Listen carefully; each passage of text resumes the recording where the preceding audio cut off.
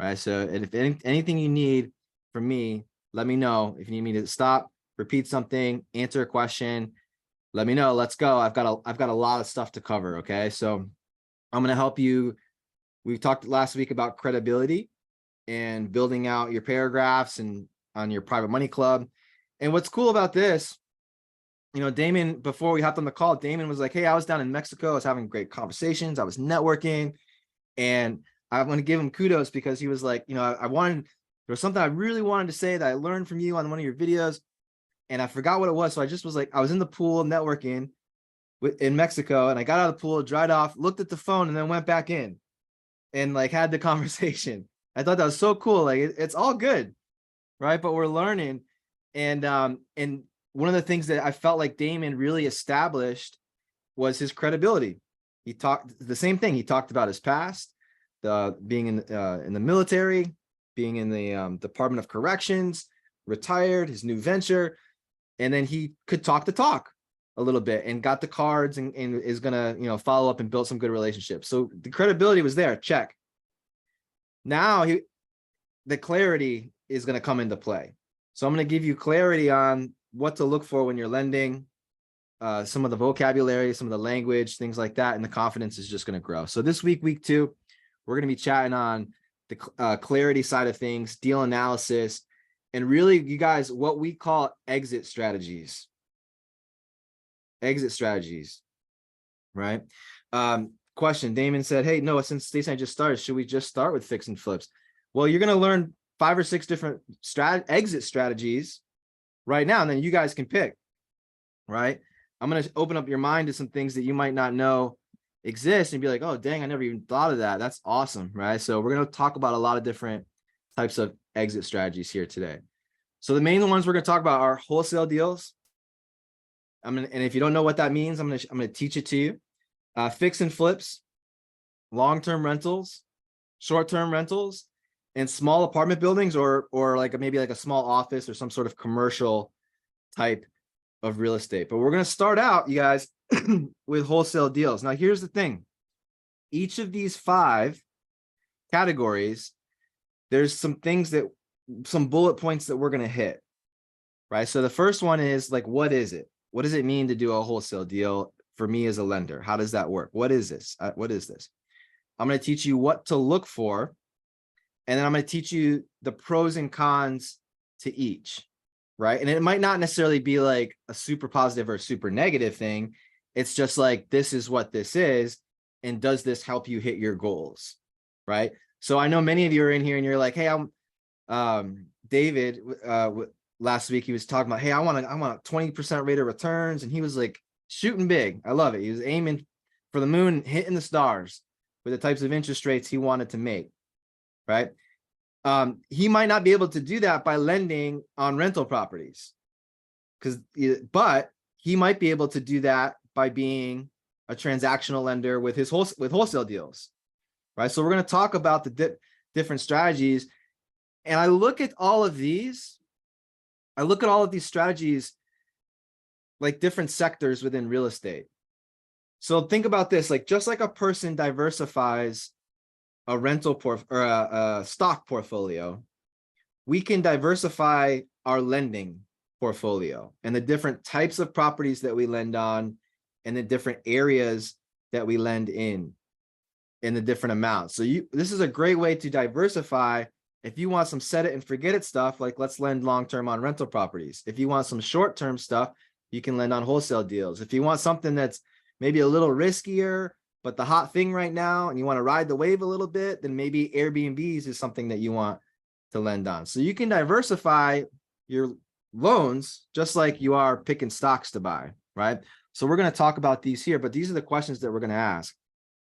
The biggest question, I'll give you resources and things like that, websites, the must-knows, but the biggest question that we're going to ask ourselves, no matter what the strategy is from the lender's perspective, is at the end of the day, is your loan secured by an asset that's worth much more, right? Are these good deals? So I'm going to throw some things at you, some different strategies. Here's the thing.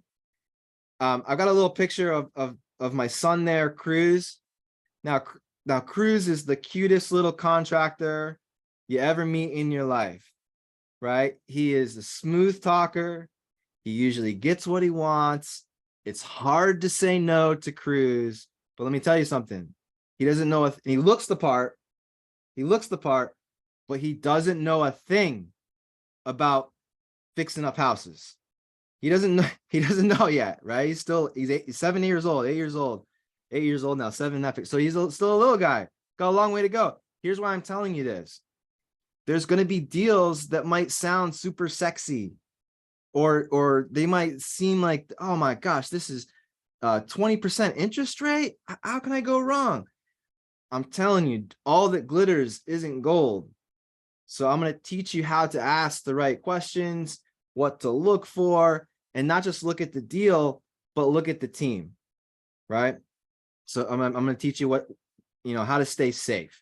Number one rule of lending is to get our money back, right? So we're going to talk a lot about that. So we're going to open it up with the wholesaling strategy. And if you are someone here that's like, hey, you know what? I want to hit those high double-digit rates of return. I'd love to make 20% in my IRA this year, lending on real estate deals with Private Money Club members. Then one of the ways that a person might be able to do that is by funding wholesale deals. And this is what we call transactional funding. Now, when it comes to wholesales, type in the chat box if you understand wholesaling, or you're like, this is brand new to me. If anyone's like, I've never really heard of this. If you've been investing in real estate, you've probably heard of it. But if you've never heard of it before, that's okay too. I'm gonna explain to you what it is, right? Cherie says, yep, I know. Okay, cool. So here's what a wholesale deal is. A wholesale deal is very simple. It just means we're buying the property here and we're selling it here. So we're making a little bit of and I'm speaking from the investor standpoint. I'm the borrower, right? I'm the real estate investor that needs the money. I'm going to buy it here and I'm going to sell it here. And I'm going to make a little bit of money, but I'm going to make it very quickly, like 60 days or less, 30 days or less, 3 days or less. How many wholesale deals are done is like this. And this is very common. When someone says, oh, it's a wholesale deal, I'm going to put this in the chat box just so you can take note. It's an assignment of contract. So what that means, an assignment of contract, what that means is, let's say that house right there, that's my wife right there, Christy, that's a house that we wholesaled a few months ago. So at this point of the game, we have that house under contract. We don't own it yet. We have it under contract. We could have done this as the investor. We could have taken that contract and we had that house under contract for $100,000. We could have taken that contract and then sold it to another investor. Not the house, the contract, to another investor for a fee. So when you hear the words wholesaling, that is essentially that's very common with the wholesaling term. All right. So everybody understand that? So when you hear wholesaling, lots of times they're just selling the paper for a fee. Okay.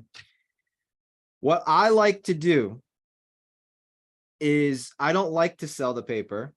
I feel as though I can get a lot more money if I buy the property with private lending and then I turn around.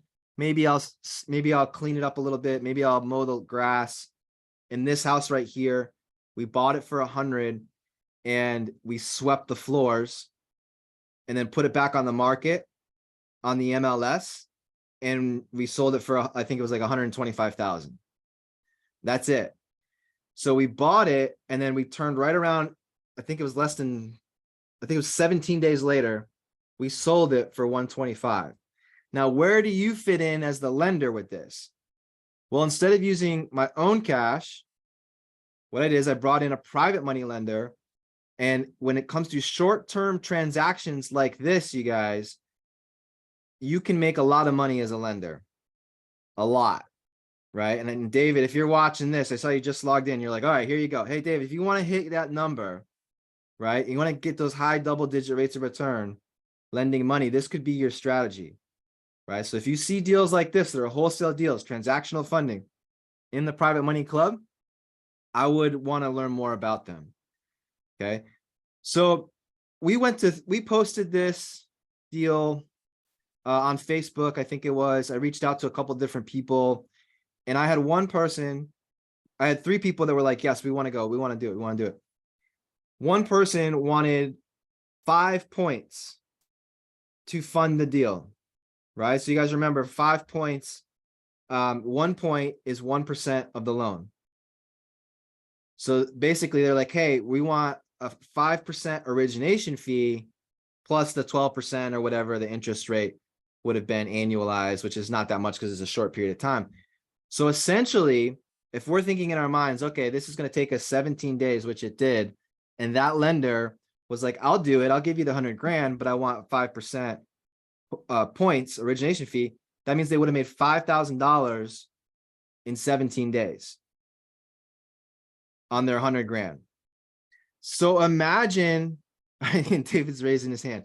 Yeah, go ahead and if you got questions, ask him. And John, I see your question about double closing, so I'll talk about that too. So imagine if, as a lender, you're doing these short-term transactions and you got one a month and you're making 5 grand and you got one a month cooking. What is your overall rate of return by doing deals like that? It's awesome, right? So don't sleep on the wholesale or transactional funding. I think lots of times from the investor standpoint, the investors are taught, hey, I'm just going to sell the paper. But the smart ones, I believe anyways, have good relationships with private lenders. A private lender will come in and they'll say, hey, look, I'll fund the deal for you. I want this many points, and it's win-win because I'm not bringing any money to the table and that person's making a phenomenal rate of return, right? So this is wholesaling. Now, I'll show you how I set this up for my lender. So we had a bunch of different people. One person was 5%, one was 4%. I think the other one, the person that we went with is someone who we work with all the time. And basically she was like, I just want to make sure I make 3 months worth of interest. And we typically pay her 10% and on her money annualized. And she's like, as long as I can make 3 months worth of interest, I'm good with it. So what happened is she ended up making, I got the numbers on the next page, but 3 months worth of interest. It was much less than we would have paid it if we had gone with the 5 points. But no matter what, I had the money lined up and people wanted to do this. And if I didn't have the other 2, I would have gone with the person that wanted the 5% because otherwise I wouldn't have made the 25, right? So, and then John, I'm going to hit you up real quick. And then David, I'm going to answer your question. So John said, "Hey, can you speak about double closings?" So double closings are finicky in the sense that there's some title companies who will do them or attorneys that will do them and some that won't. So some states frown upon it. Others are cool with it. So if you plan on doing a double closing, make sure that you talk to your real estate attorney about it. This is like a double closing in the sense that we bought it and then turned around and sold it. But what John might be talking about is doing 2 closings the same day, whereas the end buyer comes in first, they wire their funds, and then checks get dispersed, pay off the buyer, we keep the difference, and then the property never gets filed as if it was sold to us. It actually goes and shows that it was sold to them. So it's a way of not having to use your own money if you're a borrower, and having basically having the seller and your next person do the transaction in the same day, so you don't have to figure out the private money part. I like to keep things simple, and I like to go look my seller in the eye and be like, I'm the one that's buying it, and I'm gonna put it on the market, I'm gonna do a little bit of work, and we're gonna turn around and sell it. I still let them know I'm selling it, but so with double closings, you just got to check with your state and your attorney and make sure that they're cool with using someone else's money, not in the form of a loan, to purchase it. I don't want to overcomplicate it, John, when we can talk offline about it if you want more clarity around the double closing. But for this example here, from a lending standpoint, this is called transactional funding. I need money for 30 days. And as a lender, you can make a lot of money doing that, right? So David, what's your question? Yeah, thanks, Noah. So real quick, I don't know within PMC whether we have seen a lot of wholesale deals within the PMC website. And if they are there, they may be hard to find. So this may be some added functionality that Chris can add to his site, regards to a special tag or something that goes with the wholesale deal. And the second part of the question, Noah, is outside of that, if there aren't many wholesale deals within the PMC, are there other places where they are offered? Yeah, wholesaling is very common in the investor world. So I would get out to your local clubs, meetups, things like that. Can Anytime you I have comment? Can I? any, Do you mind if I- yeah, for sure. And anytime you have an opportunity to meet other investors, go for it, 100%. Can I comment? Yeah. Yeah, so David, so I have some group that do a lot of notes, pocket notes, that have a lot of wholesale deals. If you need a contact, I don't mind sharing that with you. So they have a lot of stuff that if you can get a lot of them, all those notes, they do a lot of wholesaling. That's great, John. Thanks so much. Yeah, let's connect. Cool. Yeah, I love it because this could be good. Now there's things to look at when we're doing the wholesaling. Okay, so here's the thing: when you got to be able to analyze an opportunity for a wholesale deal. So here's what I would look at. Okay, again, this goes back to that 70% rule. So as an investor, back of the napkin analysis, here's what I want to know. So if someone presents transactional funding and maybe they don't have the buyer lined up, but they're going to do like what I do, which is buy it, mow the grass, and put it on the MLS, that lender still wants to know that, okay, is this a good deal? Is Noah going to be able to get this sold in 30 days or 60 days or less? So how does that look? How do we figure that out? Well, we're going to use that maximum allowable offer formula that we've been learning, right? So I know that this deal, when it's all fixed up, like I know this area well, we've flipped houses there. I know that it's going to be worth $267,000 once an investor goes in there and fully renovates the property. I know that the repairs are $60,000. So here's the thing. If I'm lending on wholesale deals, I want to know this stuff. Hey, all right, great. It's a transactional funding. Tell me what's the ARV. What are your estimated repairs, right? And then how much do you have it under contract for? How much do you have it under contract for? So what I'm going to do as the investor, remember, we like to follow that 70% rule there, right? What makes sense to the investor? So 267 times 70% minus the repairs gives us a price of 126.9. And in my mind, when I'm figuring out what to pay for this as the investor, that's the most I'm going to pay for that property. I'm not going to go any more than that. So what I got to do is if I'm wholesaling this deal, I got to make sure that I have a large amount of profit there, a cushion, right? So if my maximum allowable offer that I can make is 126.9, what we did is we started out the negotiations at 100,000. And they said yes. Now, here's why I'm going much, much lower, is because I want to make the difference.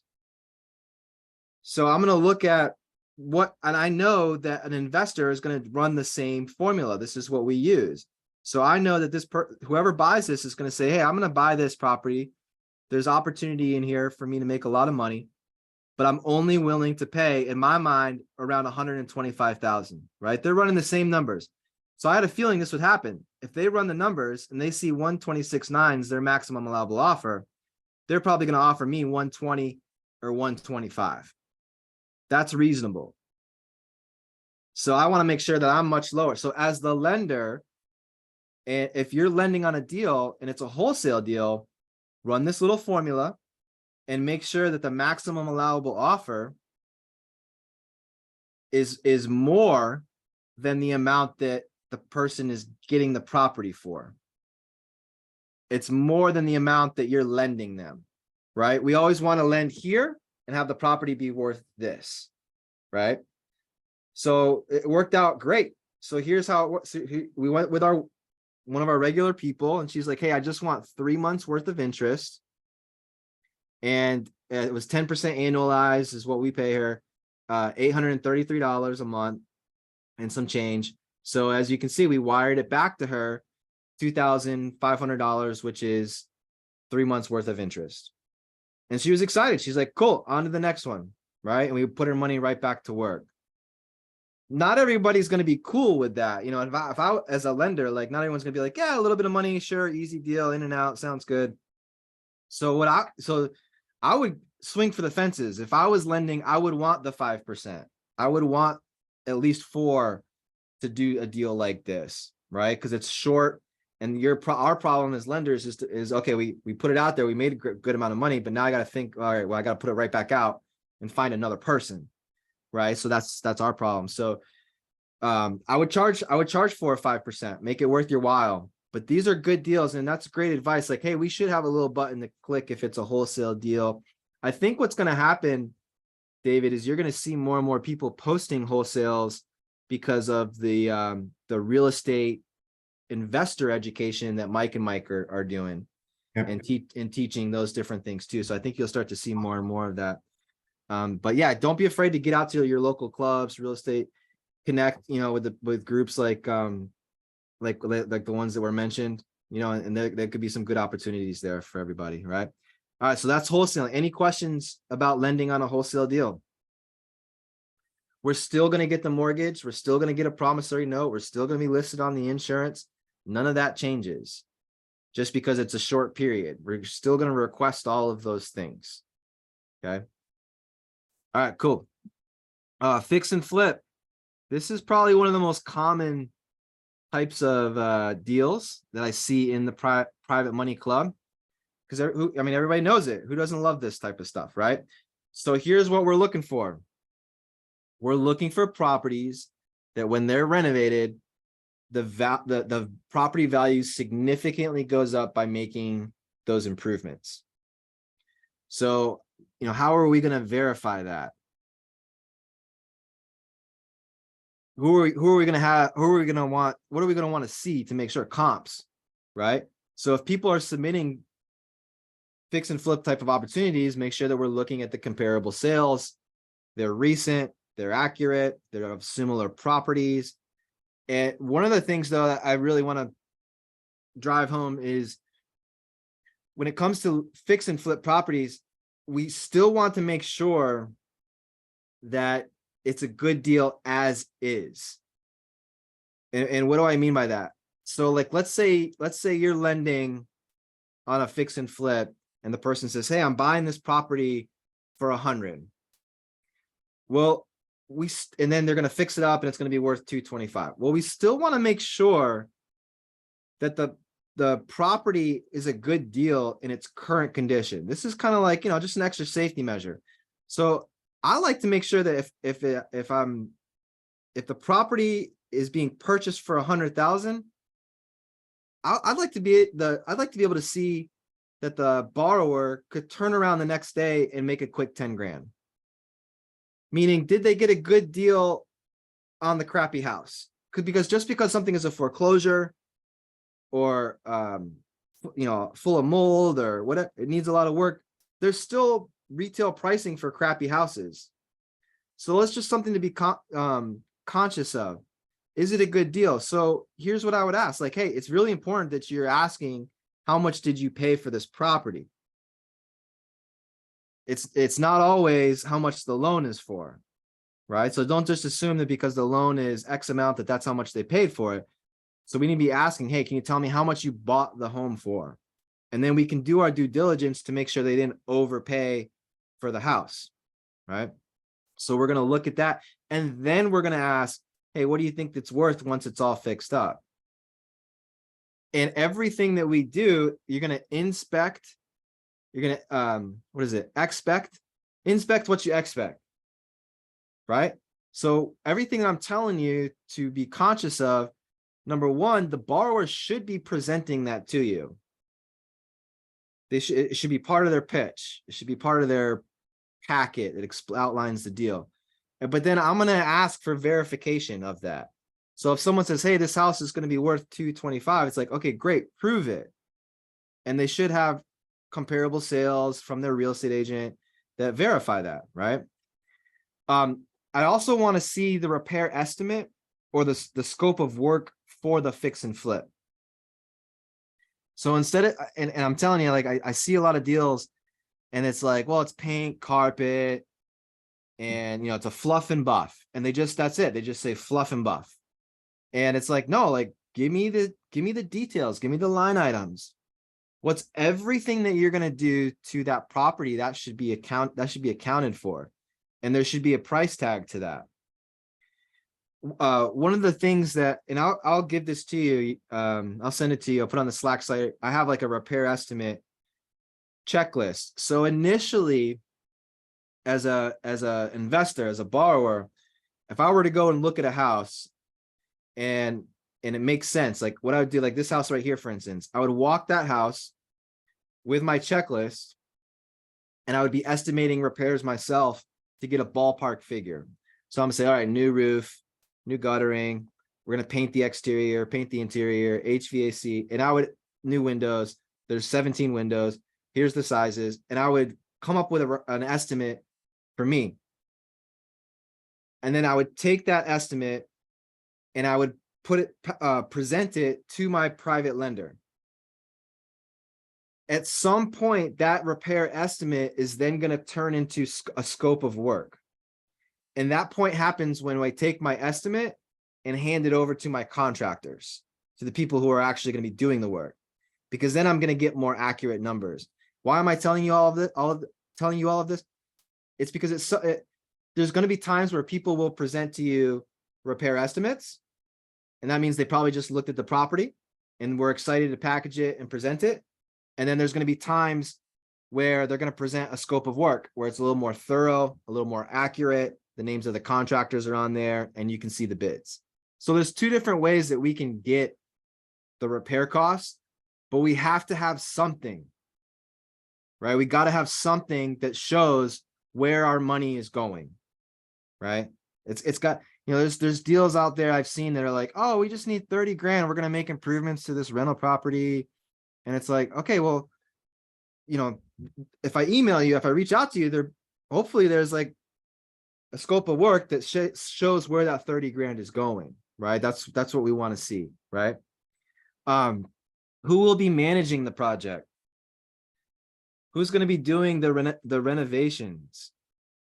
This is really important, and I'm going to be teaching the borrowers to build out their contractor list, to build out their team, so they can put their faces on a PowerPoint slide and say, this is our roofer, this is our electrician, this is, I mean, you know, I want to be able to look these people up if I'm lending. Like, the idea here is that we want to make sure they have a plan. So if we're lending the money and they say, oh, this is going to take 6 months, but they don't know who their general contractor is yet, the day of closing, well, good people, good tradesmen and women aren't going to be able to start the next day. Like, they're going to be scheduled 3, 4, 5, 6 weeks out. So a good flipper, a good house flipper is going to have these people on their team, or if they're brand new and they're just starting out, they're going to figure out who these people are and start getting them on the calendar. So at least you can say, this is who it's going to be, and you can start planning your renovation, right? So we want to know who's doing the work. And we had a question last week. It was like, hey, can you check out and make sure and see if people are licensed? And sure, yeah, you can absolutely do that. And you probably should. You can look up, at least where I live, you can look up a contractor's information online and verify that they are licensed, right? So we're going to ask, these are questions that we're going to ask, okay? Does the investor's experience level match the demands of the renovation? This is so important. So I'll give you an example. There's a woman in my market who, she was a newer investor, and she bought like 2 houses that I actually passed up on. I was like, this is too much work. I don't want to mess with this. And she bought them. And one of them, she bought seller financing. And I felt like she bought it because they agreed to do seller financing. And it's like, but like, we shouldn't be doing deals just because the money's easy to get. And anyways, she was in over her head. And one of the houses she just recently sold, it was 13 months later. And I went back to her first Facebook post to see what type of timeline she was promoting that this deal was going to take and how long. It was like 6 months. So imagine going 7 months over budget. As a lender, we don't want to stress about that. We want things to go as they should. So just keep in mind, like the person that you're lending to, if it's a fire damaged house, do they have experience with doing fire damaged house, or does their contractor, is the contractor picked out yet? Right. If it's a old Victorian and everything needs to go, well, that could be a $200,000 project. Like, are they comfortable doing that type of transaction? Right. So we're going to make sure if someone's brand new, it should be the paint, the carpet, the roof, replace the windows. Let's get some staging up, do some landscaping and get it back on the market. It should be light and easy. Right. So just keep that in mind. Right. Does the experience level of the investor match the demands of the project? Okay. And then this is really important too. Have this conversation up front. How will you as the lender be updated on progress? Right? How are you going to be like kept in the loop?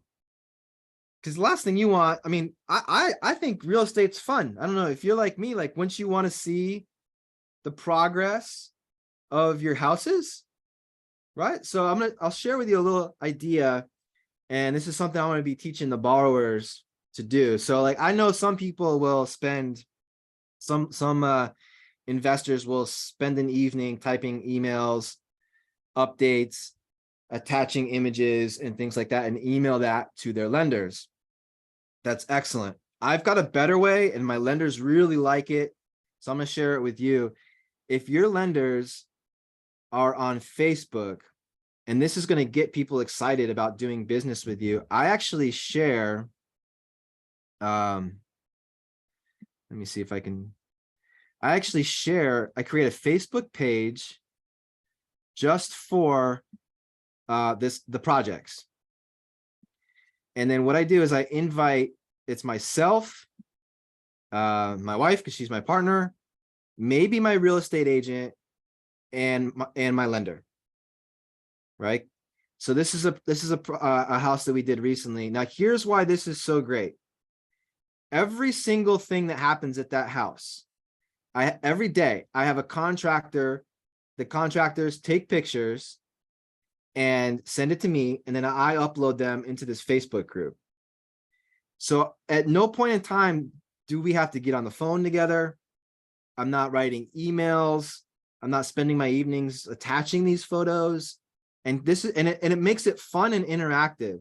So if you're a lender, you could be like, hey, do you mind doing this? Can we create a private Facebook group where every day you just post the progress of the property? And it's awesome. Like, people love it, you guys. And here's what's cool about doing it this way. As the lender and as the borrower, look down here, I can see, hey, this was seen by everyone. And I can say, hey, kitchen cabinets are here, cabinets just arrived, and my 2 private money lenders, they liked it, they gave it a thumbs up. So this is a way where you can just check on progress. You're not feeling like you're being weird. You know, like we did I had an event here a few months ago, and Stephen Nagy came, and we had an expert panel on private money lending. And one of the panelists there, he does a lot of deals and he works with private money. His name is Chad. And he's like, hey, you know, I had to fire one of my private money lenders recently because they were so like needy. And I was like, I don't think there's anything wrong with being needy. Like, you needed my money, and now I needy to know what's going on, right? I don't think there's anything wrong with that. And so one of the things that I think eliminates the feeling of being called too much or whatever is that Facebook group. So I would ask for something like that. At the very least, just have something that you agree upon or talk about to stay informed with the progress of your fix and flips. Okay. No, Shuri. Hey. I I'm not overly savvy with Facebook. I barely even have one. But so doing that, I saw that you had the address. Do you just create one under your personal one and then name it that, or do you actually create a brand new Facebook page? No, it's just a little group. Oh, group under your personal, and then It's a you call group. it the red. Okay. And then I I was- name it by, yep, and then I name it by the address. So it takes 5 minutes to do. I can even do it while I'm at the property. I can even do it while I'm on the phone with the person, with the lender. I say, hey, I just invited you to the group. It's just me and you. And I'll post pictures here as I get them and keep you updated on everything. And then I name the group after the street and I make it private. So nobody else can see, like, except for us. And this is good too. If you're flipping houses and you want to keep track of things like your paint colors, but you don't necessarily have your laptop and want to pull up your back office or however you manage that type of stuff. Lots of times I'll just pull up the Facebook group and be like, oh, that's what we did there. Or I'll put the video in there so it's there. So it's just something that's been working out really well for us. So just have something figured out, right? And you don't have to be too savvy to do that. You'd be all right. Yep. All right. Case study. So this is fix and flip. Easy breezy. These are my numbers. So when I pitch money to people, I always tell them, hey, this is what we do. We buy houses for 100, we put 50 into them. And that 150 is worth an asset that's worth around 225,000. So there's no surprises when I present them with a deal that says, hey, this house we're buying it for 95, the rental budget's 35, and it's going to be worth, 210 or whatever, 207. So they're familiar with that. So that's something else from a lender perspective, you should be working with numbers that are familiar with you. Like if someone throws you a curveball and you're like, hey, wait a minute, I thought you buy houses in Memphis and now you're buying them in Chicago. Like why'd you make the jump? And these prices are different. Like, so I'm teaching the borrowers to have a buying criteria so that when they're presenting and just networking, they can give examples, right? So this is an example of that. Okay, so here we go. This is really where I see a lot of the business going. There'll always be fix and flips. There'll always be wholesales. I think we're going to see a lot more rental property opportunities. And so this is a good opportunity to also diversify your loans. So if you're doing the short-term stuff over here and you're making the 5% a transaction, getting your money in and out in 21 days, cool. It might be good to also set it and forget it and have some of that mailbox money coming in with some rental properties. But the rental properties, there's a lot of things that we want to know. A lot of questions that we're going to ask. I'm going to cover them with you. There's a big movement too, not just with long-term rentals, but midterm rentals. So you might start hearing that term a little bit. Midterm, what does that mean? Some of our best rental properties are 3 to 6 month type of terms, and with our renters. And these are like travel nurses, they're business professionals, they're people who are building their dream home and it's not done yet, but they want a nice house that comes furnished. So that would fall under the midterm umbrella. And even though the leases aren't for long periods of time, I actually prefer them over the longer term leases because the rents are higher. And I'm finding the quality of tenant is really good. So if you see midterm rental, short-term or travel nurse or something along those lines, that could be a great opportunity for you because the person that's doing that, they're making a good amount of money, right? And that's going to help make sure that you're getting paid, right? So here's the deal with the rental properties. These are going to be obviously lower rates because investors need to cash flow. But I think there's going to be a lot of opportunity here because as interest rates rise, the rental property idea, it's not going to be as easy to finance for investors. So that's where enter private money. You guys are really going to be able to fulfill a need here. This is going to be more mailbox money, set it and forget it, right? But there's two types of comparables that I'm going to be looking at. So just because it's a rental property, we still got to make sure that our loan is less than the value of the asset. Okay. It's not just for fix and flips. This should be everyone that we do. Our loan is here. It's worth this, right? Because this is your safety net here, right? If something goes sideways and you have to foreclose, you want to make sure that there's enough meat on the bone where it's worth it, right? To go through that, because you're going to get the house and get that equity. So there's two different things that we're going to look at. Number one is sales comparables. Just like we would have fix and flip, I want to make sure that the rental property is worth more than what I'm lending that person. I'm also going to look at the rents. So I wouldn't just go off of what someone says the rents are in the area to make the deal sound good, right? I would absolutely verify rents. I'm gonna give you some websites on the next site to do this. Does syndication fall under this exit strategy? It could. It depends on what you're syndicating. If you're syndicating an apartment complex, then I would look at the rents. Absolutely. I would inspect what you expect. Yeah, for sure. Yep. And we're going to talk about commercials too and cap rates a little bit at the end here. Multifamily stuff. Yeah. We'll talk about what to look for in regards to cap rate.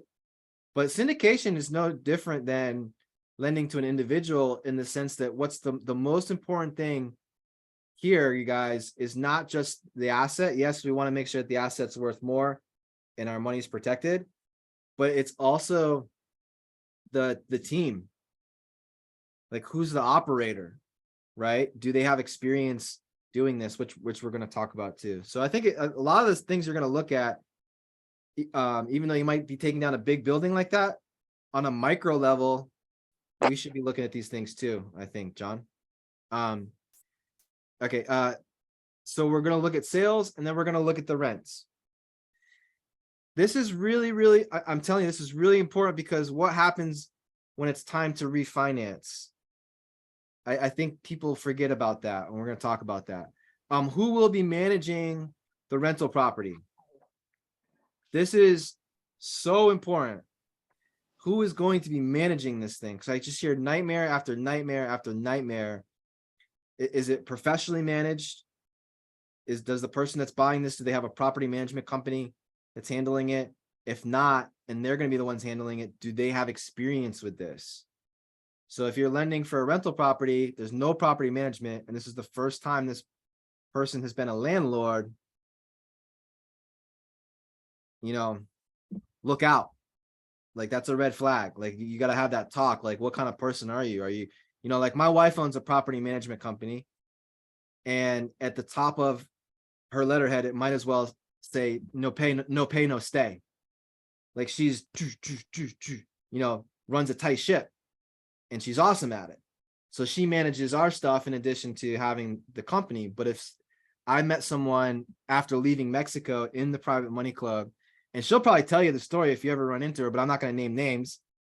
She's the most amazing person. But she told us her history as a real estate investor, and she was trying to do the right things by subletting to people that were, going through AA and coming out of like the dark places in their life and trying to do the right thing. And she spent like 2 hours with us at the airport over breakfast.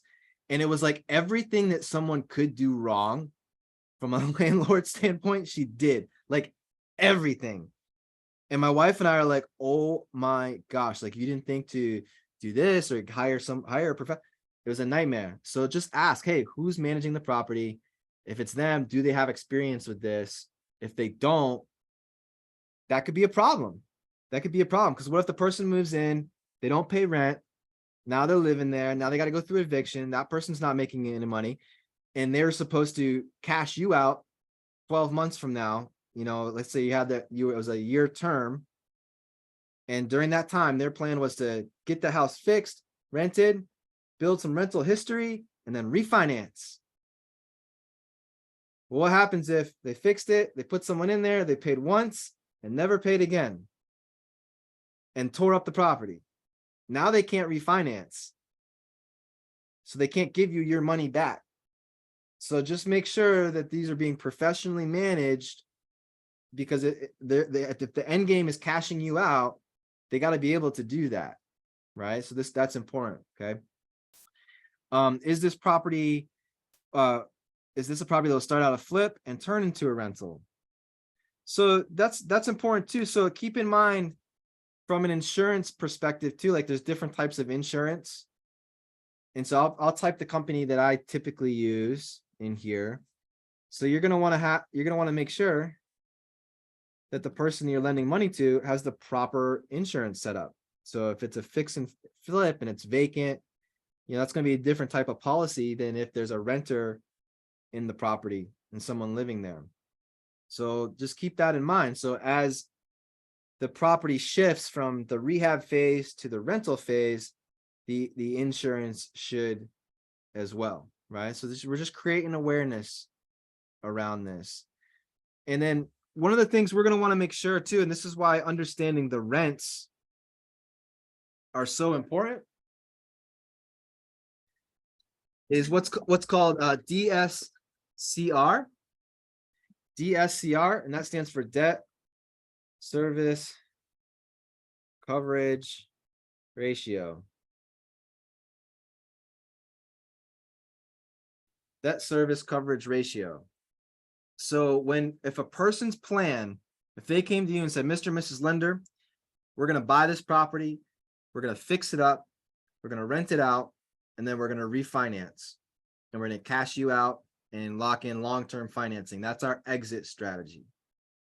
We most likely, when they go to refinance, they're going to be using a debt service coverage ratio loan. I'm going to blow this up. I'm going to stop the share. Yeah. So Noah, if you want to do that, and if someone has a question, I'll read it out to you. All right, great. So debt service coverage ratio. What that means, most, yeah, you just go chat GPT. I don't even know why we're doing this webinar. You can just ask the artificial intelligence what this means. So let's say the rent on the property is $1,500. Okay. But their monthly payment to you is $1,000. So that means the DSCR, the ratio, is 1.5. Okay. So that's how you figure out what this is, debt service coverage ratio. So when someone goes to refinance, the people that they refinance with are going to want to know what this number is. Now there's places, and I'll give them to you at the end of this webinar tonight, that you can go check out. Some will do a debt service coverage ratio of 1. I would get at least 1.25. And if it was a property that I was lending on, I would want to see at least 1.5. Okay. So there's banks out there that will do 1. 1.25 is what they prefer to see. And anything above that is good. I wouldn't touch it unless it was 1.5. Right. So the rents, the debt payment to you, that's how you get this number here. Okay. So if the bank is worried about this number, so should we. So if you're the lender and you're lending on a rental property, let's figure out what the debt service coverage ratio is. We're going to make sure that it's good. And that's going to help us sleep at night knowing that the rental income is way more than the mortgage, because that means that we're going to get paid. Right? This is what we want. So the idea here is, if that's what the bank that's going to do the 30-year financing wants, then that's also what we want too. Because if it's good enough for them, it's good enough for us. And I would absolutely, I'm going to give you the assignment tonight to go look at rental real estate lenders, like people who do debt service coverage ratio loans, like institutions and hard money funds. I'm going to have you go to a couple of different websites so you can actually see what their terms are what they like to see so that you can then go and copy it if you wanted to. There's no reason why you couldn't go to a place like, I love the company. I'll type it in the chat box here. We work with them a bunch for a lot of our rental properties. But what I'm finding is a lot of our lenders are shifting over to rentals, and it's Visio Lending, and they're out of Austin, Texas. Visio, I think it might be Visio Lending or Visio Financial, but if you Google Visio Lending Austin, Texas, that's a really good rental property long-term play. So if someone is also thinking about buying rental properties and then refinancing, I think it would be important to ask them, do you have a bank already set up? Do you know who you're going to use? Have you started that conversation yet? Right? And you can kind of feel it out. Because sometimes if you're lending, let's say you're lending on a 12-month term, and they fixed it up and they've got it rented for 6 months, and it's like month 9, they should have been starting the process to figure out how to cash you out. We don't want to wait till it's month 11 to start figuring that out, right? It might be good for you because maybe you'd make more money. You could charge a late fee or an extension fee on your loan or whatever. But the idea is to create win-win for everybody. So let's just inspect. Maybe if you do a rental property loan too, you set a timer in your calendar to follow up with them 6 months and say, hey, how's things going with the refi process? What's that look like, right? Great way to create monthly cash flow. Loan to value. This is important, and I don't like to just assume that everybody knows what this means, but the loan to value, otherwise known as LTV. I'm going to have you tonight, when you go on those websites to look at what other institutions do or other lenders do, you're going to see the term LTV. It simply means loan to value. Loan to value. So I'll give you an example. If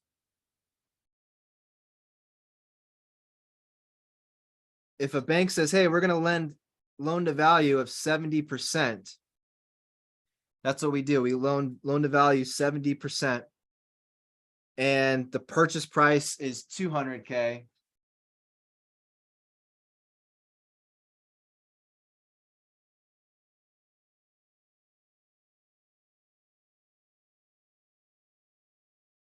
That means that they're going to lend 140. All right. Just so you know what the terminology. So loan to value. Hey, you'll see it. Hey, our loan to value, we do loan to value rental property loans of 70%. So what that means is if they're buying it for 200, then they're going to lend 140. And you could do the same thing as a lender. That could be one of your parameters if you wanted it to be, right? They may say, hey, we do, you might see people that say, hey, we'll lend 70% of the after repair value, ARV, right? So it just depends. But I'm encouraging you to go check out what other people do that do it for a living professionally, and then just mirror them, right? And kind of come up with your parameters, right? And if you're like, I don't even know where to start, it's all good. Just go check it out, become familiar with it. And you know, ask me questions. Like, what do you think about this? I'll tell you. And then what's the midterm rental game plan as well? Yeah. So like if they are doing midterm rentals like travel nurses and things like that, just make sure they have a plan in place of what that looks like, how they're finding their tenants. All of these things are really important to ask. Okay. Here's some websites you can check out. Rentameter.com is one that's commonly used to get a big picture idea of what rents might be in the neighborhood. Furnishfinder.com is the website that my wife and I use for finding travel nurses and traveling professionals. So if you're, if you're here and you're thinking about doing midterm rentals, that's an awesome one to use. And John says rental meter charges. Do they? I feel like I've never paid, but maybe there's like a deeper analysis you can pay for. Furnish Finder, if you have properties and you want to go that route, I highly recommend it for my rental properties. Or if you have someone that might be struggling to find a tenant that you lent money to, tell them to get on Furnish Finder, furnish their property, get on Furnish Finder. I think it's a great alternative to Airbnb and VRBO, which we'll talk about next. And premium rents, great tenants. With Furnish Finder, it's an annual subscription. I think it's $100 a year if you want to list your houses on Furnish Finder. But let's say you have a couple, what we do is if you have a couple different houses, you know, if you want to save a couple $100, we always just have one house on there. And then and when someone reaches out to us about it, we say, well, if it's available, great. If it's not, we say, oh, well, you got these other 7 that we can show you or whatever. Right. So that's Furnish. And then the insurance website, NREIG. And then this is really important too. Like just because a house is cheap doesn't mean you should buy it. And I think neighborhoodscout.com can be a great resource for someone. There is an annual subscription to that, but they do give you some free data as well. With Neighborhood Scout, what's cool is you can pull up any city, state, zip code, neighborhood, and you get all the details about that neighborhood. Who lives there, their ages, how much money they make, the crime rate, all that stuff is there for you. So if someone's like, oh, this is a good area, it's a cute house, it's up and coming, like you can pull it up and be like, oh my God, like someone, you know, got murdered there last week. What the hell's going on? Like you can do research on the neighborhoods just to make sure, again, inspect what you expect out of that. Like you can check school districts.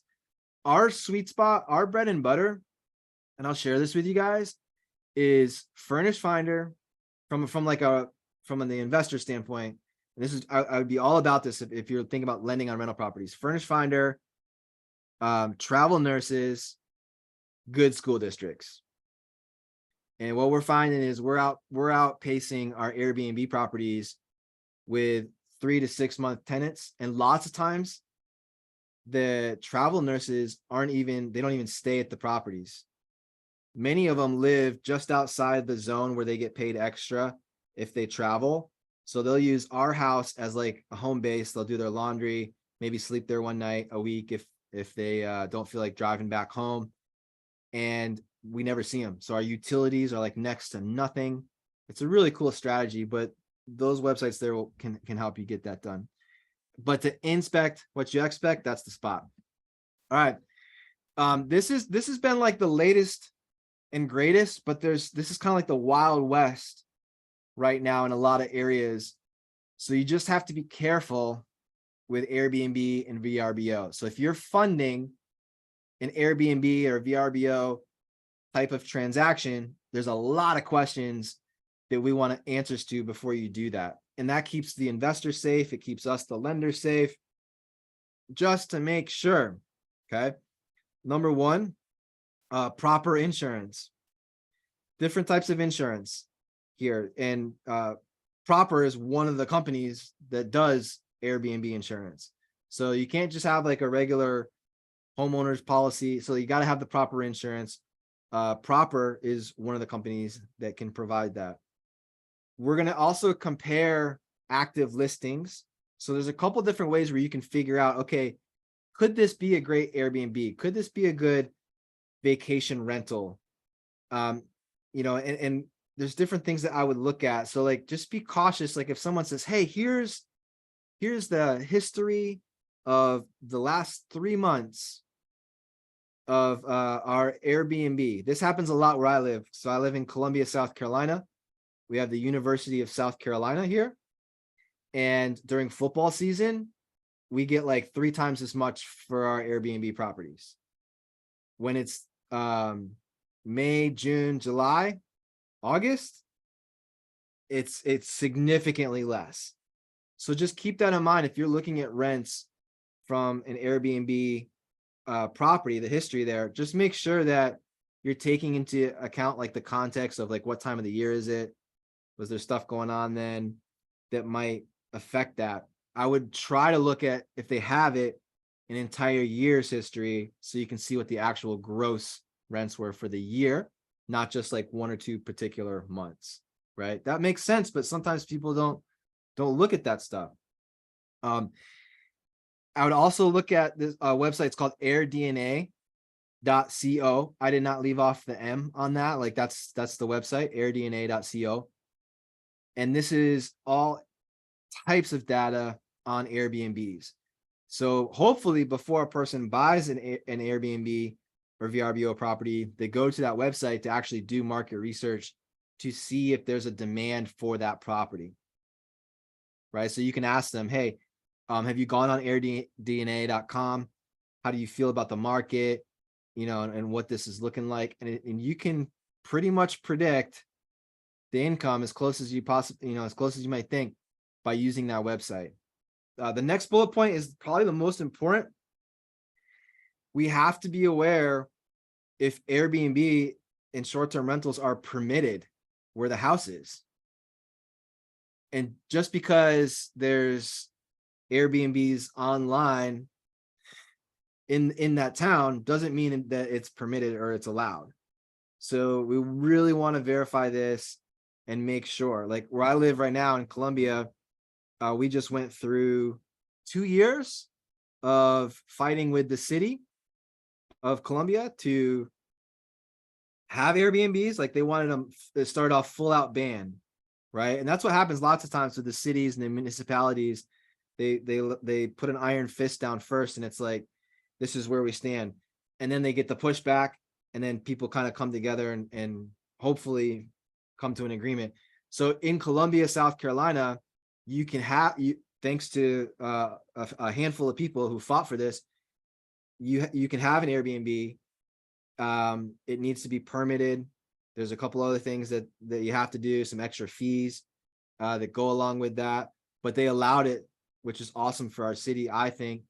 But now we just went through a 2-year battle with the city of Columbia, but now Richland County and Lexington County, which are the 2 counties where we live, are now starting the process that we just went through for the last 2 years to fight Airbnbs or to regulate it, right? So just be aware what's going on, and also your HOA.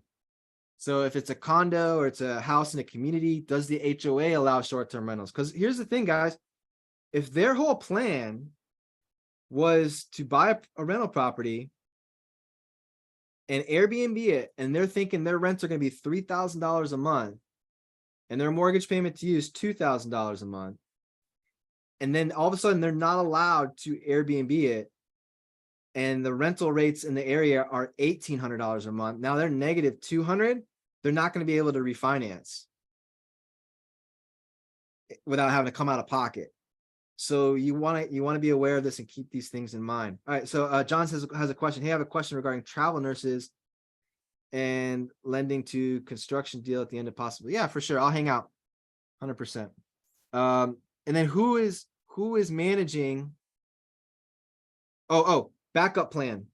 So if we can't Airbnb, we're gonna ask and figure out what the long-term rents are on these houses too. So if you can't short-term rent it, let's make sure that it still makes sense as a long-term rental. If an investor does that, they're playing it good. They're playing it safe. It's smart, right? Buying areas where you can rent no matter what, and if you can Airbnb and cash flow more, awesome, right? Who is managing the short-term rentals and what are their fees? So just like rental property, long-term, we're gonna ask, hey, who's the manager? How does this work? Are you the one managing it? Are you the one doing all of this? There's nothing wrong with doing it yourself. However,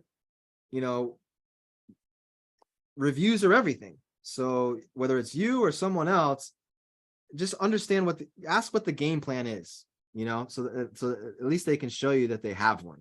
Okay. This might be a lower interest rate, because it's a form of a rental property, but your money's working for you, right? So nothing wrong with this, but we just got to make sure it's legal, it's legit, there's a demand for it. And if we can't get the property, if we can't do those exit strategies, we just got to make sure that we can rent it long-term rent or to maybe a travel nurse type of scenario and still cash flow. See, what I love about the midterm rentals, you guys, is that you're getting really high rates, almost comparable to Airbnb, but it's not a short-term rental. So if the city doesn't allow short-term rentals is technically anything that's 30 days or less. So if you're doing your leases and you're renting at 90 days, it's not a short-term rental, right? Which is good. You can get around that. And you got any questions, just type them in the chat, let me know. All right, cool. So this is the last segment that we're going to cover, last type of exit strategy. And this could be like a small apartment building. It could be like a fourplex. It could be, I'm buying an office space right now, but because that office is considered commercial, then I'm going to use this strategy here. But here's the deal. Commercial real estate, it's all about your cap rate. It's all about how much money it makes. And sometimes this can be a little bit of a roadblock for people to get through. Because if you look at a building, you might be like, oh man, is that thing's like, is that worth anything? That 4-space garage over there? But that 4-space garage brings in $4,000 a month. So it absolutely is. It might be an eyesore, but it's a moneymaker. So with commercial real estate, we're looking at how much money it generates, right? The net operating income is what we're going to focus on here. So here's the formula to get a ballpark figure if your borrower is buying right? Again, it's residential, commercial. Want to make sure if our loan is here, the asset's worth this, right? We got to make sure that it's worth more. So how do we do that? We use what's called a capitalization rate. So the cap rate is your net operating income divided by the purchase price. Net operating income divided by the purchase price. And in my marketplace, for a lot of commercial properties, this office that I'm looking at that we are buying, is averages an 8%, annual, 8% cap rate. 8% cap rate. So in my market, I got to look at property. I'll just do this one as an example since I just did this. So we're still going to ask a lot of the same questions, to our realtor, but it's going to be a different type of realtor. It's going to be a commercial broker, not a residential broker. We're going to ask them what the rents are. We're going to verify all that. We're going to use different types of websites. I think I have a list here that I'll share with you, but So Noah, John asked about the annual NOI. Yes, and that, we're going to look at annual net operating income divided by the purchase price to get the cap rate. Yep. And all right, so here's a little, this is a tiny building. This isn't anything too crazy. I could give different examples, but I'm going to break this down for you guys. So we're looking at a property. It's an office space, and we're going to be using private funding to fund this office space. My broker, and he's a smart guy. Again, goes back to your team. Hey, who do we pick to be our commercial real estate agent? His name's Dustin Johns. He's the #1 real estate agent, and he's friends with the mayor. He's got this huge resume. I don't know anything about commercial real estate. That's why we went with Dustin, because he can get stuff done, right? And he's well known in our community. His sign's all over everything, and he's the top agent. So we're gonna work with try to figure this out. And he says, hey, no, if you buy this, you're gonna try to refinance or sell at an 8% cap rate. I'm like, all right, cool. So what we're doing is we're buying this property for we're buying it for $140.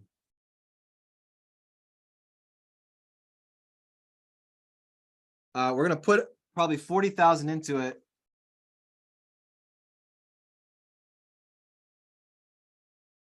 Okay, we're buying at 140. We're putting 40,000 into it. We're gonna do a $180,000 private money loan. That's kind of what the plan is. And then Dustin says that if we make these types of improvements and we it's got a beautiful parking lot out back, which is rare for this type of office in what's known as West Columbia. So as soon as you cross over the bridge, there's this river district, and we got this little spot. It used to be a bakery. It sat vacant for like the last 3 years, and we're gonna do what he tells us to do. And he says that, okay, if the rent, he believes that the gross rents are going to be around $3,000 a month. So $36,000 a year gross. And then I was like, all right, in my mind, we're subtracting expenses, things like that, your net operating income. That doesn't include your mortgage payment. So let's just say, just to make it easy, it's $2,000 a month. So let's say that the NOI is $24,000 a year, the net operating income. Now we want to shoot for an 8% capitalization rate, right? So he says, hey, if you make these improvements, you should be able to get this at the end of the day. You want to be able to, you could be able to sell it at an 8% cap rate. And now we got to figure out what this number is here. So I think this is where algebra comes into play. Like, so anyone that says you don't use algebra when you're an adult, that's a lie. If you're doing cap rates, you do. Okay. So what we do is we divide 20. If you could break out the calculators for me, we take 24,000 and then we're going to divide it by 8%. So 0.08. So 24,000 divided by 0.08. What is that number? 300,000. 300,000. So my commercial real estate broker who says you make this much in repairs to this property, it should bring in this much NOI. And if you sell it at 8% cap rate, the value of the building is $300,000. So for my lenders, when I was explaining this to them, I showed them, hey, Mr. and Mrs. Lender, obviously it was much cleaner than this, but I showed them the formula. I said, hey, Mr. and Mrs. Lender, here's what we're doing. We're buying it here. We're putting this into it. So your loan of $180,000 is going to be secured by an asset that my commercial real estate broker believes to be worth 300 grand. If we were to sell it at an 8% capitalization rate.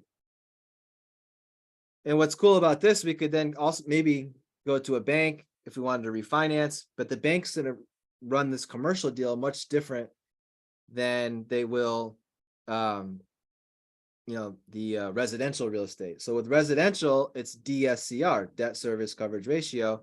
With commercial loans, we got to make sure that we're figuring out what the cap rate is that we're buying at. So if you are doing syndication deals, I'm sure one of the things they're talking about is the cap rate. And one thing I learned from one of my mentors, Than Merrill, if you guys know him, owner of Fortune Builders, and they have this huge fund. They do a lot of syndications and commercial properties and things like that, apartment buildings, but all kinds of stuff. Is we want to buy at high cap rates and sell or refinance at low cap rates. So, and if you play around with those numbers, I'll throw them back up here. We want to buy at a high cap rate and sell at a low cap rate.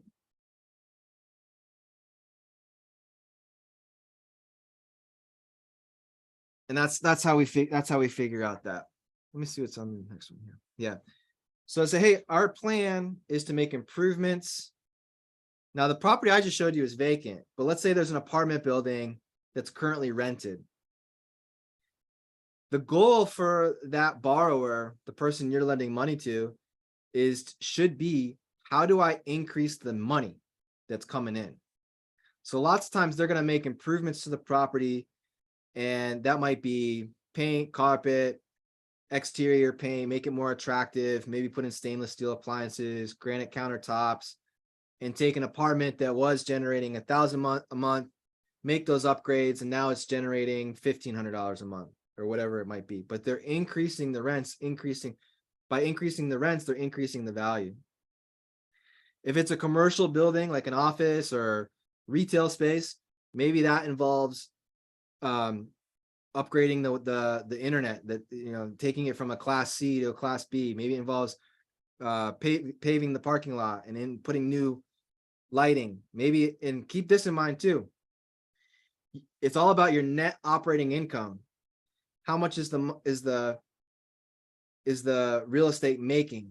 So we can increase the profitability, but at the same, you know, by increasing rents, raising rents, that's like the easy answer of how to increase the value.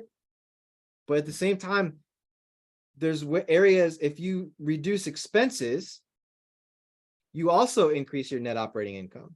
So sometimes you can go into a building, and my wife buys mobile home parks, so she does this all the time in the mobile home parks. It's very easy to go into a mobile home park and raise lot rents to increase your net operating income. But the people hate you for it. Society hates you for it. The news hates you for it. The tenants hate you for it, right? Because here's somebody that's living on a fixed income. They've lived there all their life. It's always been $300 a month. And now market lot rent is $500. You know, you just doubled the cost. And but the best way to do this without pissing people off is to figure out ways to, instead of increasing the lot rents, how can we reduce expenses? So she might go around and call 10 different insurance companies to try to get the insurance lowered. She might look at the units and figure out, okay, where are the water leaks? Let's get that fixed so our water bill isn't absolutely ridiculous. So there's ways where you can increase your net operating income that aren't necessarily charging people more rent. It could be cost savings on some of your expenses. So I have a question real quick before you, can you hear me? yeah. All right, so here's my question. So you said that the strategy is to buy at high cap rate and sell at lower cap rate.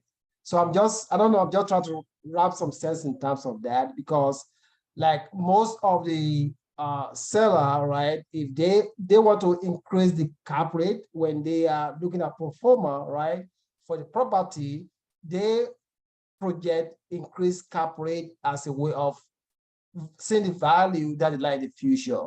So isn't that contradictory? Because if I'm looking at it, I want to get a property where the cap rate is high, right? So then why should I look at the buy as high cap rate instead of lower cap rate? Yeah. So we want to increase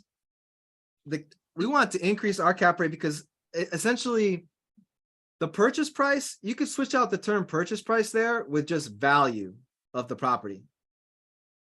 Right. So if we're buying at a high cap rate, that means we're getting a good deal because the purchase price is low. If we sell at buy high, sell, if we sell at a low cap rate, that means the purchase price is going up. The value of the property is going up. Play around with the formula a little bit there. So like, let's say we had that's a 4% cap in the example that's on the screen there, right? But as an investor, do we want a 4% return? We'd probably want something higher, right? So when we go to acquire the property, I'm not going to pay $2 million for that. That's only a 4% cap. So when I go to buy, I'd like to buy it for $1 million. So if I buy it at $1 million, the cap's 8. But I know that the market will buy at 4. So when you're looking at deals, we're going to ask like your commercial broker, you know, the expert in that area, what are people buying at cap rate wise? And just like my friend said, hey, they're buying, I know people that would buy this at an 8% cap rate. All right, cool. I'm not going to buy it at 8% because that means I would be paying $300,000 for it. In order to make money, I got to buy this thing much lower. And if the purchase price goes down, that means the cap rate goes up. So when I'm buying this thing, and then once you own it, who cares? Right? We want this thing making money. But until you go to refinance or sell, the cap rate is meaningless. But I was always taught, hey, buy at a high cap rate. That means you're getting a good deal. And then we're going to go make improvements, increase rents. And if we sell at the market cap, which is hopefully lower, then that means the value of our properties is much higher. So we gotta ask, just like you would look at when you did a fix and flip on a 3-bedroom, 2-bath house, and you went to your realtor and said, hey, what's the value of this 3-bedroom, 2-bath in this neighborhood at this square footage? They're gonna say, oh, it's 400,000. Okay, cool. I'm gonna go to my commercial guy or girl and I'm gonna say, hey, what's the cap rate, the target cap rate for people who are buying buildings like this? And if they say 8%, I'm like, all right, cool. Now in my mind, I know that if I can play around with the rents, and if I increase rents this much and people are buying at this cap rate, that's gonna change the value of the building significantly. So I think if you played around with the numbers a little bit, you'd see that you want to buy it at a price where the cap rate's super high, but then when you go to sell or refinance, you're gonna focus on what that target cap rate is, and that should bump up the value of your property. You know what I mean? Which is cool. So this is, again, I'm not a commercial guru guy, but I'm smart enough to say, hey, look, I know that this is really important, and we've bought in some trailer parks, and my wife has with one of her business partners and stuff like that. And this is what they're looking at. They're looking at the net operating income. What are these hedge funds paying for trailer parks?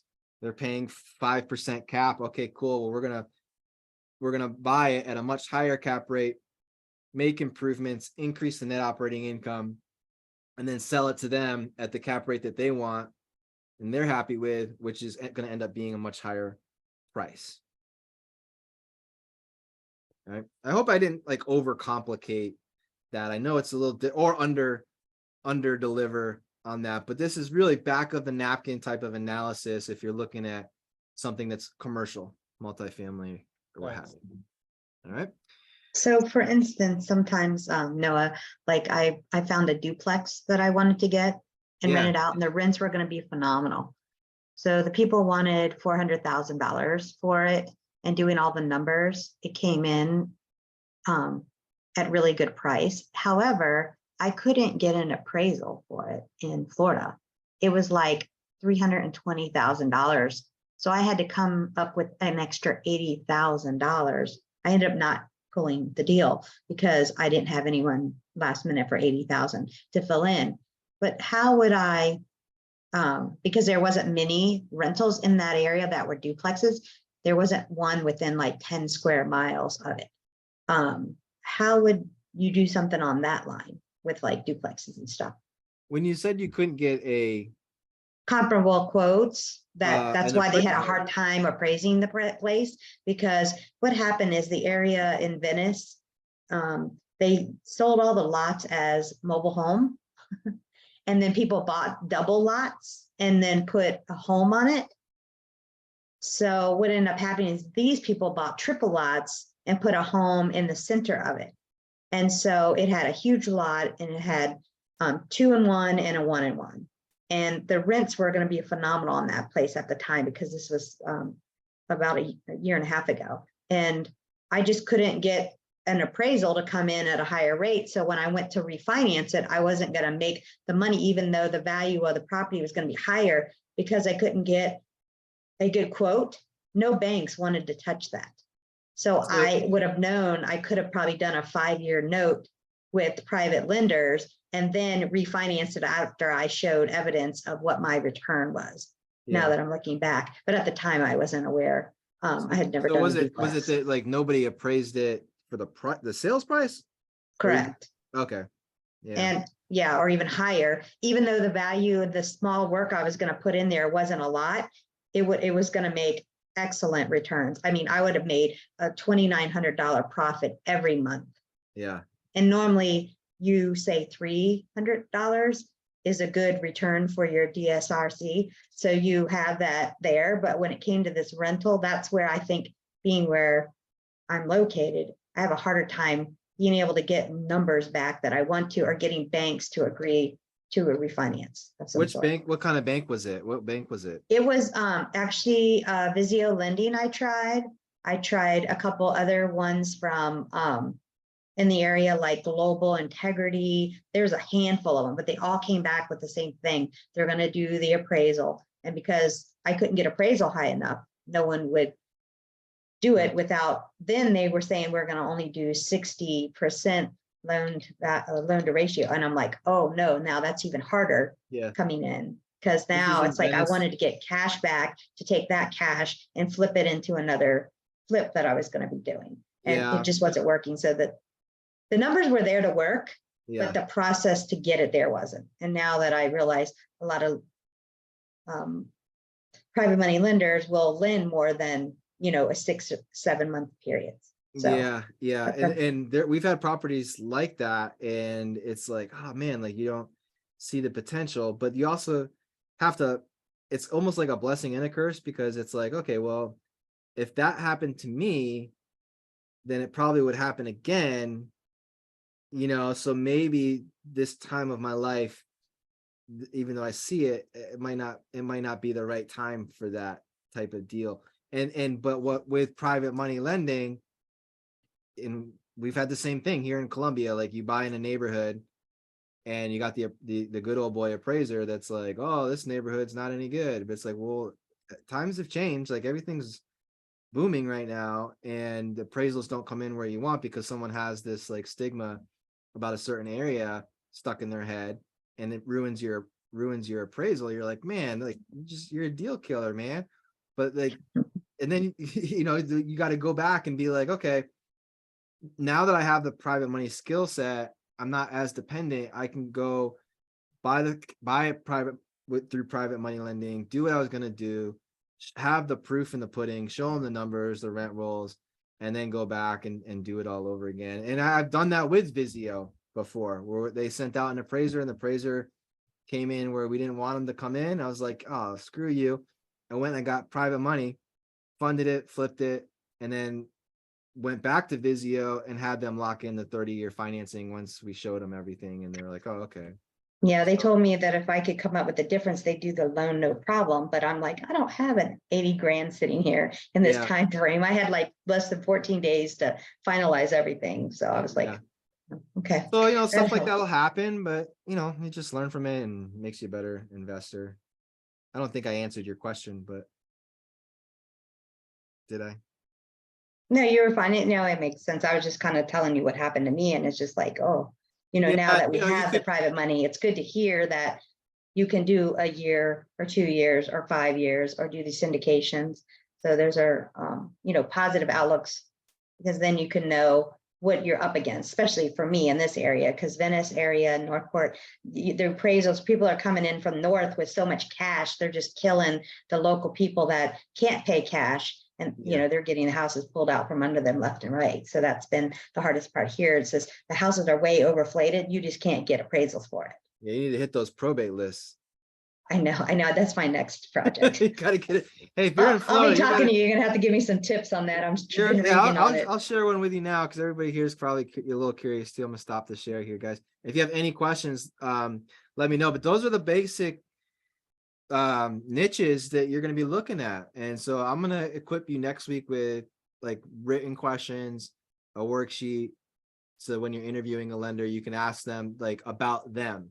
So that was kind of like about the properties and due diligence on properties. And now next week, we're going to talk about the individual and questions to ask the individual, so you can have confidence that they're going to be able to get it done. If you're interested in learning more about probate, so like if you're marketing, like how do you find these great deals? That's another question I would be asking, and I think I'm teaching this next week, but I would ask people how they found this deal.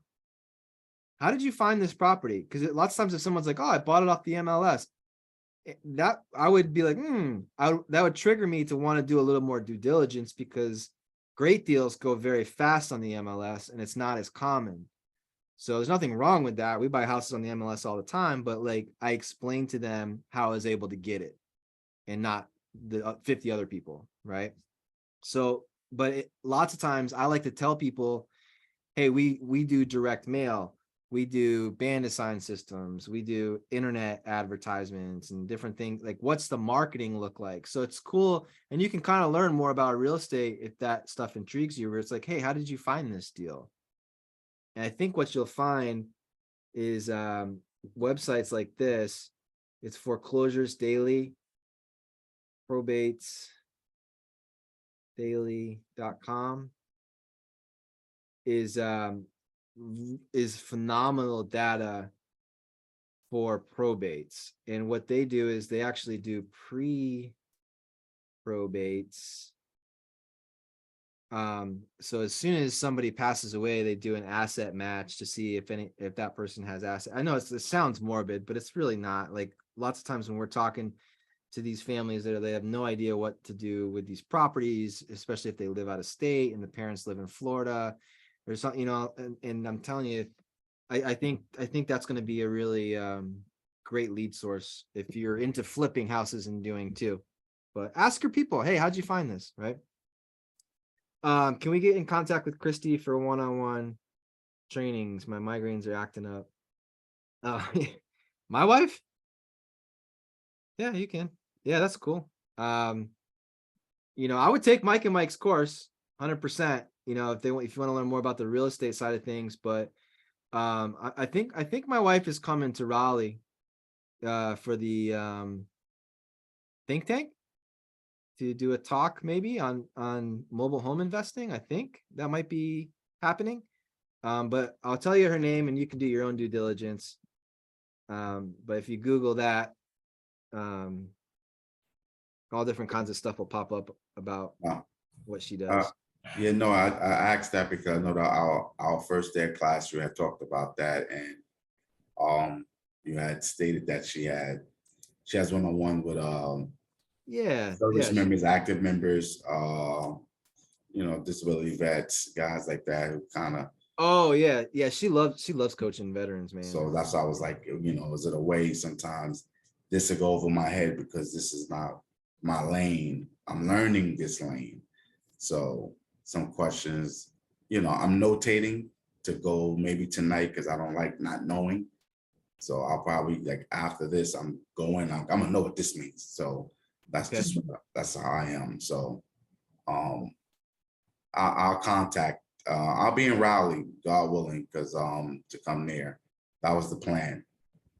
Right on, man. Yeah, you can. Yeah, and you got me for 8 weeks, right? So you got 6 more weeks. So, like, you know, watch the recordings, but I'm telling you, like, anything you have, message me, email me, and then after our webinars, we have 4 weeks of that support too. So anything you want to talk about, learn about, more about, you know, it doesn't just have to be about lending. If you're like, hey, I want to learn more about, I have a question about this aspect of real estate, cool, like, let's submit it because you that's what you invested in. So you got me for another 6 weeks. No, we love, you know, but you know, even though you got into, I know there was, you know, some questions asked, and, you know, the NOIs, we wrote up, we notated everything. Cool. But also we live in Florida too. We know how kind of, it's really hard, right? Florida's hard when it comes to real estate. Unless you really kind of on that level, playing field, and, you know, you got money to burn and stuff like that. You know, they give you a hard time, you know, appraisals, and especially in Miami. Oh my God, it's brutal. We don't want to do nothing in Miami. Well, you can come up here. Sherry knows. The deals are there. Yeah. The deals are there. Yeah. You guys will learn that, you know, Damien, if you want it, I can give you my number because I have some wholesalers that I work with that I get stuff from Miami all the time. And they're pretty good deals because I run some numbers. I'm just not out there. So I'll shoot you my number in the chat. it's good to see. Like, I would recommend joining those lists and just being around the investor side of things too, because you learn so much and you learn how to recognize a deal. You know, one of the reasons I really wanted to teach what we talked about tonight is the more I got to know the group, the more I was like, oh, this is kind of new to everybody here, you know? So like one of the things that I always was taught was that no matter, I think Andy Tanner taught this to me. And he was a trainer for Robert Kiyosaki. He said, hey, whatever you enjoy learning about is what you should be investing in. So if you enjoy real estate, like let's learn about real estate. You know, we can talk about mortgages and having a mortgage and a note and an insurance. And you'll get sick of hearing me say that if you aren't already. But at some point, you also got to learn about the assets that you're participating in, that you're lending on. And so that's why I think this conversation here tonight is really important. So now it's like, okay, these types of properties, Noah said to look for this, you know, and be aware of this, and ask these questions. And I'm telling you, don't be afraid to ask the tough questions, because how a borrower should be doing things is how a borrower should be doing things. And sometimes I appreciate my lenders for asking questions, and it keeps me from cutting corners as well, and it keeps us both safe. You know, like I have lender I worked with all the time. Hey, it's another deal. You ready to go? Yep. Can you just submit everything over? And I'm like, ugh. You know, even though I know they're going to say yes, and they know they're going to say yes, but I still do it. But by doing that little step, that little extra step of taking the repair estimate to a scope of work is an absolute necessity when it comes to flipping a house.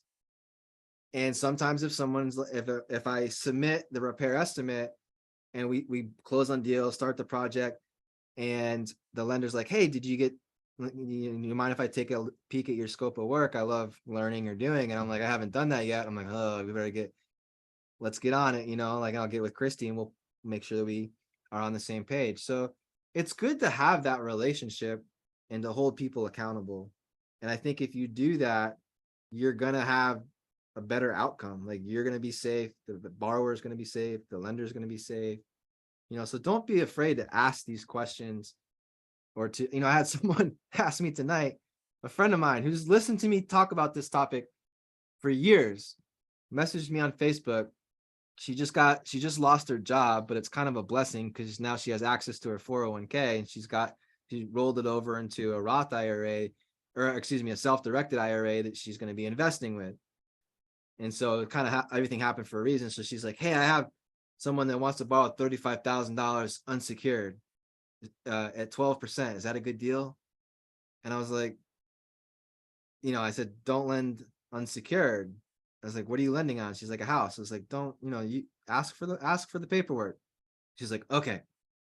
He said, okay. I said, okay, great. See how hard that was? Like, you just, it's not that hard. Just ask for it, you know, like, and it holds each other accountable. And sometimes with the investors, if someone's trying to scale or grow and take on a lot of projects at the same time, they got a lot cooking, it's very easy for someone to just be like, oh, here's the next deal, you can get in on it, you know, here's the attorney's information, wire everything over. And then you're like, okay, but then like they don't send the proper stuff or the package to explain what it's about because they're busy, your life happens, whatever. But like I wouldn't allow that to happen. And the person that you're lending to will end up appreciating you, like having the checks and balances in place is what I'm trying to say, right? So don't become a motivated lender. Ask the good questions, ask the tough questions, and you'll be fine. Everybody will be better in the end anyway if you do that, right? No question's a bad question. There's so much to learn, right? And so if you have a deal too that you're looking at, send it to me. And if there's a deal on Private Money Club that you're thinking about, or you just want us to review as a group, let me know. Send it over and we'll pull it up like at 5:30 or at 5:45 before we kick off the training, and we can cover it together. And I can show you, oh, this is good. I like how we did it here. I'd ask them this question. We can kind of play around with that if you want. Also, Noah, I watched Monday's Private Money Lender because I'm working on a project. So I'm working during the Monday and Wednesday calls. Bo was great. Yeah. Bo was phenomenal. Like I was listening to it today before this one call, and I was like, wow. And then the question that the way you presented it and how he should have said it. I was like, oh my gosh, how simple is that? So it's good to reiterate, because what you're teaching us is exactly what you told him. And so it was neat to hear that how we prepare today can be good for the presentations and stuff like that. And I thought that was just phenomenal. But that's a credible young man. I'm like envious. I'm like, oh my gosh, he just has the guts to go for it. So Yeah, that it's was super great. cool. But yeah, so if you guys don't do the Monday calls, at least listen to Monday so you can hear a little bit about Bo and what he's looking for our lending aspects. He's a great kid. Yeah, I call him a kid because he is a kid. He's almost 22. So yeah, and I want to give David and Dorothy a shout out too, you guys, for the PowerPoint. I thought this was super cool. I'm going to share this. One word about Bo. We're doing a deal with him, but it's Noah, as you mentioned before, and I was paying attention to about the points. Bo's deals are turnaround in 3 months, probably before. So there could have been more skin in the game, because if you recall on Monday, you had said, why are you giving 16%? It should be like 10%, but it's a short-term loan. So that's the difference. So, but he's a pleasure to work with. That was our first He's deal. great to work with, actually. Yeah, that was our first deal. The only thing that we did wrong with that one is that we are added as insurance. That's what everyone says, add insurance, add as insurance. But no one ever said lost payee. And I lost sleep over that, because I'm trying to find out what is our term? Because on our insurance, it says lien, mortgage lien, and ours is just an other insured. So Yeah, it just says other. yeah. But otherwise, Bo is a pleasure to work with. So anyway, that's Cool. all I had. Well, I want to give you guys a shout out too, because they put together this. I'm open Monday. You can maybe hop on and share a little bit about this. But you guys did a great job putting your PowerPoint together. They weren't even there for the webinar. They were just watching the replays and making it happen. And I just love that you guys put this together. So I'm gonna save this for y'all for one of the big webinars to share this. But I just thought you did a great job on that. So Thank you. No, I don't know why the last slide the centering was off. It seemed okay on our side. it's probably just me. It's probably just me trying to save it or something. So If it doesn't present well, then we got to do something about it. yeah. We'll run through it. I'll share this. This is a project I'm doing right now, you guys, and I'll just share this with you. But I'm gonna give you guys like this framework for the borrowers. I know we got a lot of borrowers on the call here too. So like, I'm going to give you this framework of real quick how to present a deal in 7 minutes on the Private Money Club. So this is our next upcoming project. And I might do this as an example next week, but I just put this together. So, that's why I love coaching, because it holds me accountable. And I'm like, all right, I got to do this. If I'm going to tell people to do this, I got to do this.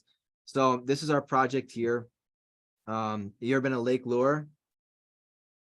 That's where Dirty Dancing was filmed. Like when you think of like North Carolina, mountains, summer, Good enough. this is the spot. And so we got this property under contract. It's 45 minutes to Asheville Airport. It's 10 minutes from this beach, and the comps are real strong. And I have like, what I do is I take like a screenshot of the comps, and come up with a ARV based off of data. And then I always like to put a map there so you can see, relatively speaking, where all the houses are. And then I'll take like my top 3 comps that are most comparable to the property that we're flipping. And then the one that's the absolute best comparable, I'll share what it looks like on the inside, so that people, instead of showing the before and afters, I usually do an after and then go to what our ugly house looks like. But this is what we're going to be doing. And then this is the inside of that cabin that we're buying. It's in great condition. The outside isn't. But what I love about, we've been looking at North Carolina for a while now. And what I don't like about a lot of the houses in the mountains is that they're on the side of a mountain. And I have a son who's autistic, and he loves rock climbing. I always worry he's just going to like jump off a cliff. And so we've been looking in the mountains, but we can't have a mountain house. But we found this place, and it's got it's flat. It's at the bottom. It's a great spot. It's like down the street to that little white building's an ice cream shop. And it's just this dreamy town. And so we're going to flip this cabin, and we got our team lined up and the numbers and all this stuff. And so I'm going to give you this framework to present if you have a deal. And then I'm also going to give you framework to present if you're a lender and you've got funds. So just some stuff to look forward to in the future. But yeah, this place, oh man, it's like you're in it really feels like you're in a movie set there. It's pretty cool. So Makes me want to buy a 57 Chevy and take up ballroom dancing. let's go. Hey, we should do that as a retreat together at your place. You can keep it. Yeah. Can we do that? All of us from I'll this carry group? the watermelon, Sherry. Okay. Let's do Hey, it. David, Dorothy, I wanted to let you know about your insurance. I sold insurance for 10.5 years. You're on your loss payee or lien holder or others or other insured. That is the same principle under the insurance policy. So you're listed under the policy. Each type of insurance company, Progressive calls it one thing, USAA, State Farm, Allstate, all of these companies call it a different way. And it depends on whatever state you live in is how it's named. But as long as you're listed on the insurance policy and you see your name and you get your certification of insurance or your least loss payee, that's the same thing. So you guys are okay on that. Well, now I can sleep. Thank you so much. No, We weren't no going to tell her problem. that until week 4. Yeah. Yeah, I wanted her to stress out a little bit. No, I can't do that. But you're okay. You're fine. As long as you got it on there, each insurance company calls it a little bit different. They might have a builder's risk with a certain premises. There's all kinds of like little endorsements on them. So they just call it different, but you're okay as long as you're listed. And is it in your business name or personal? Business?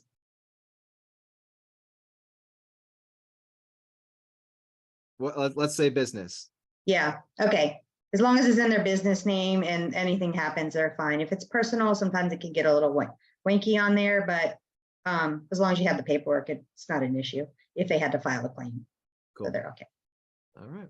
They just send over their articles and their proof of setup and everything. All right. Correct. Their business, their letter, good standings, things on that nature. Yeah, I would love to have an insurance person come on and talk about like the different types and the importance of it and making sure and do. Yeah, because there's so many rules and insurance companies now are taking shortcuts and removing things that used to be on policies that are not now the norm. You have to buy them as endorsements. So that's how a lot of insurance can say, I can make this cheaper. Well, yeah, they've knocked off 80% of the coverages like that, happen. I can use an example like State Farm has all these coverages for if your property stuff is stolen from the property. Well, my mother lost her purse. Someone stole it on their way to the cruise the week before last and at a rest area, and none of her policies, her car or her home will cover it. Her home said it's more than 10 miles and her car says it doesn't cover it. Well, all of my coverage through State Farm has all of that. So it would be covered, but because she has Progressive, it doesn't. So every insurance policy has different variables. It's all what you're looking for protection. So really having a good understanding, but yes, having someone from the insurance industry to come and kind of give an overview would probably help a lot of people because insurance is complicated. Yeah. Cool. All right. We might do that. All right, cool. Any other questions, guys? Went over time a little bit, but I think this is a great call. So great job. Homework. It's real simple. All we're going to do is, we researched some different niches, but now I'm going to have, oops, that was wrong. Hold on. Now I'm going to have you research different companies and see what they do. Oh shoot, hold on. Sorry, hold on one sec.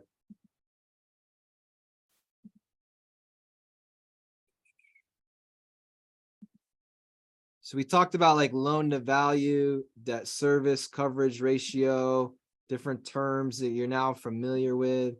So I want you to go to a couple different hard money lending websites and real estate lending websites and just see what they do.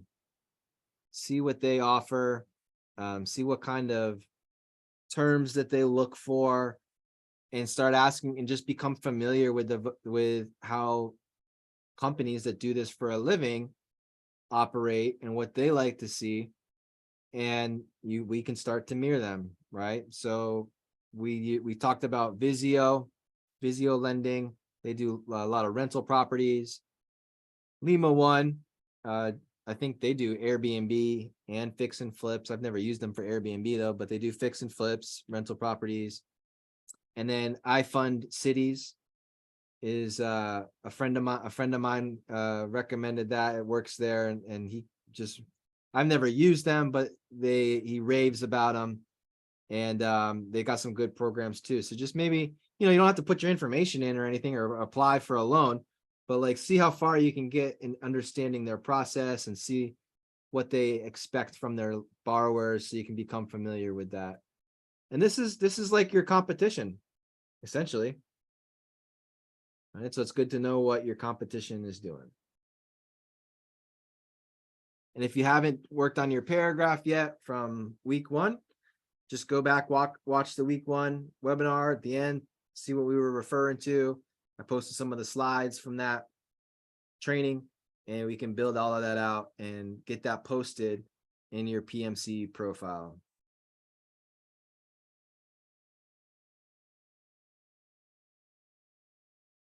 All right, guys. Well, have a great night. It's bedtime, the Harris household. Sweet dreams, and thanks for the expertise, Noah. Yeah, thanks, guys. Sleep well tonight. You Thanks, too. thanks, Sherry. I didn't sleep tonight. All right, bye, y'all. Bo's still in good favor. All right, he did it right. He's fine. Yeah. How about All right. you? Take care. All right, Good ciao. night. Bye, Thank guys. you. All right, good night.